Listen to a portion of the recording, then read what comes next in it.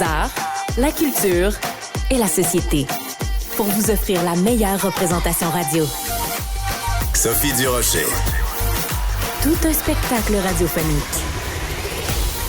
Bonjour tout le monde, j'espère que vous allez bien. Moi, je vais tellement bien. Je pense que ça s'entend dans ma voix parce qu'on va parler en début d'émission de mon sujet de conversation préféré.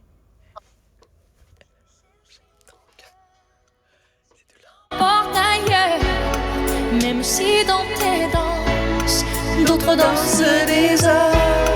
J'ai cherché. On parle de Céline Dion et de la fascination des Français pour Céline Dion et on en parle avec Sarah Emilino qui est journaliste culturelle au Journal de Montréal, Journal de Québec. Bonjour. Sarah Émilie, comment vas-tu? Bonjour, ça va très bien et vous? Ça va très bien. Bon, ben là, si tu commences en me vous voyant, là, moi, je vais avoir l'impression d'être une vieille. Alors, tu me tutoies, s'il te plaît. Sarah Émilie. D'accord. Écoute, tu publies dans le Journal de Montréal, Journal de Québec, un dossier absolument passionnant sur les rapports entre les Français et Céline Dion, mais plus précisément sur les ragots, les rumeurs, les potins. Qu'est-ce qui t'a donné l'idée d'écrire ce dossier-là, ce reportage-là? Ben, tout d'abord, j'ai eu un plaisir fou à faire la recherche parce que là, quand on commence à googler Céline Dion, potin ou une en France, là, on tombe dans un vortex où tout est possible. C'est triste, mais c'est drôle à la fois, là. Ben, en fait, je me suis interrogée sur la façon dont nous, au Québec, on traite de Céline Dion, souvent avec amour, avec compassion, avec vérité. Je veux dire, on n'invente pas des trucs. On cherche à en savoir des choses sur elle, mais on n'en invente pas. Au contraire de mon Dieu, plein de unes, ben vous allez en voir dans le Journal de Montréal ce week-end, là, des exemples savoureux, mais que j'ai trouvé. Donc, au contraire des Français qui, ma foi, semblent inventer une vie à Céline et n'hésitent pas à mettre des titres totalement loufoques parfois. Donc, j'avais envie de savoir, tu sais, comment c'est possible que deux médias francophones et tout ça traitent de notre Céline, mais de façon aussi différente. Puis pour ça, alors, oui, allez, alors allez. donc t'as parlé. Non, on a dit qu'on se tutoyait, Sarah Émilie. Alors donc, t'as parlé en effet à des journalistes français et des gens qui analyse ce phénomène-là, mais pour bien comprendre le phénomène, je vais juste donner deux exemples, si tu le permets. Évidemment, les gens vont lire tout le détail après, mais quand même, il y a deux affaires qui, moi, m'ont un petit peu fait sauter au plafond. Il y a déjà quand même un média français qui a dit que Céline était accusée de satanisme. Ça, j'avoue que c'est complètement capoté et que Céline se battait contre l'alcoolisme. C'est quand même assez surprenant parce que, bon, j'ai interviewé Céline à 7 reprises et Céline a toujours dit, moi, je suis pas tombée dans l'enfer de la drogue, je suis pas tombée dans l'enfer de l'alcool, ma seule drogue, c'est les souliers puis les sacs à main. Alors que ce magazine-là ait dit ça, c'est complètement loufoque, là. Ben, comme vous pouvez voir, là, je suis en voiture, on est sur la route, puis avec mon mari, on a commencé à essayer de lire ce fameux article-là, et après, il nous recommande d'autres articles, hein, quand on a lu ce genre. Et là, c'était infernal, là, mais donc ça, c'est possiblement le plus loufoque dont je voulais vous parler, mais tu sais, Thomas Chinel, en fait, c'est un journaliste français que j'ai interviewé là, pour le dossier, me disait, tu sais, Céline est morte combien de fois en France? Bonne question! Tout lui est arrivé à Céline. Puis il me disait, mais je trouvais intéressant qu'il me disait qu'il n'y a plus vraiment de grandes icônes francophones, tu sais, qui parlent dans leur langue, qui chantent dans leur langue en France, donc ils se rabattent un peu, mais ils aiment beaucoup Céline. Et c'est comme la dernière, un peu, Johnny Hallyday est plus là pour être sur le dessus des magazines et tout ça, donc il dit que c'est vraiment le sujet de prédilection à la machine à café, là. Tu sais, je le questionnais, mais pourquoi parler si on l'aime tant que ça, pourquoi parler d'elle un peu en mal, en fait? Pourquoi inventer? Il disait que malheureusement, selon lui, les Français étaient très voyeurs. Donc, n'importe quoi qui pourrait toucher à Céline et, tu sais, peut-être pas nécessairement qu'ils vont croire ce qu'ils vont lire, mais ils vont l'acheter quand même pour lire ce dont il est question, même si ça n'a aucun sens, comme elle a eu un cancer, après ça, c'était son fils qui avait un cancer, son fils ne lui parle plus, son fils ne veut plus quitter la maison, donc c'est vraiment C'est drôle. complètement ridicule. Alors, il y a plein de rumeurs qui ont couru comme quoi Céline était devenue lesbienne après la mort de Monsieur Angélil, comme quoi elle était en couple avec Pépé Munoz, qui était ce danseur absolument extraordinaire avec qui elle avait fait un duo très sensuel sur scène. La différence, par contre, c'est qu'en France, quand les médias dépassent les bornes, ben il y a des recours et puis les recours c'est très coûteux et donc ils risquent quand même d'avoir des amendes assez salées. Oui, c'est ce qu'il me racontait d'ailleurs, là, avec Ici Paris, en 2012.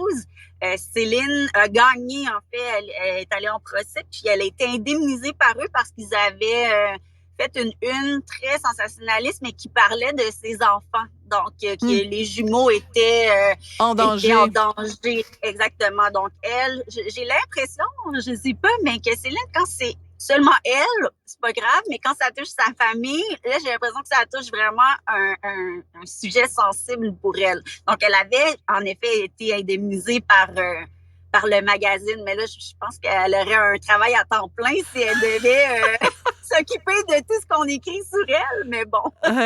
Alors, ce qui est intéressant quand même, c'est que au fil des ans, même si les médias ont eu énormément d'imagination en lui inventant toutes sortes de maladies, toutes sortes de problèmes personnels, il reste qu'aujourd'hui, la réalité dépasse la fiction parce que qu'elle souffre de la maladie de la personne raide, qu'elle ait justement d'énormes problèmes de santé qui mettent vraiment en danger sa voix, qui fait en sorte qu'elle a été obligée d'annuler tous les spectacles, etc. C'est quand même... Mais même ça, il y a quand même des magazines qui inventent, qui prétendent savoir combien ça lui coûte de médicaments par mois, puis tout ça. Donc, c'est quand même assez particulier. Ouais, c'est fascinant, tu sais, on aurait pu croire, ben, elle a quand même déjà là, quelque chose d'assez extraordinaire qui lui arrive, mais non, on tient à en savoir plus. Puis, c'est ce que Thomas me disait aussi, à la limite, ça allait exacerber le désir d'en savoir parce que, hey, là, on a su que c'est vrai qu'elle était malade, là, puis qu'elle a annulé ses spectacles. Mais c'est sûr qu'elle doit pas tout dire. Donc, ils cherchent vraiment à en savoir plus. Tu sais, au Québec aussi, là, moi, quand je rencontre Claudette Dion, c'est sûr que je vais lui parler de Céline. Mais, je veux dire, on va jamais écrire quelque chose qui serait pas vrai. D'ailleurs, là, je vous invite, il est pas sorti encore cet article-là, mais dans le dossier, il y a une entrevue avec Claudette Dion qui est pas très contente et qui a cessé de lire les magazines à potins français parce que c'est trop difficile pour la famille, là, de lire tout ça, là. Ouais. Puis j'imagine, bon, évidemment, les jumeaux sont quand même encore un peu petits, mais pour René Charles, ça doit pas être évident non plus. Puis en même temps, aux États-Unis, c'est pas reluisant non plus là, les Enquirer de ce monde là qu'on achète ou qu'on voit en tout cas quand on va à l'épicerie là sur le le présentoir.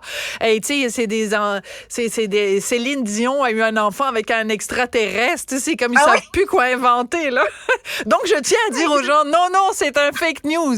Elle n'a pas eu d'enfant avec un extraterrestre.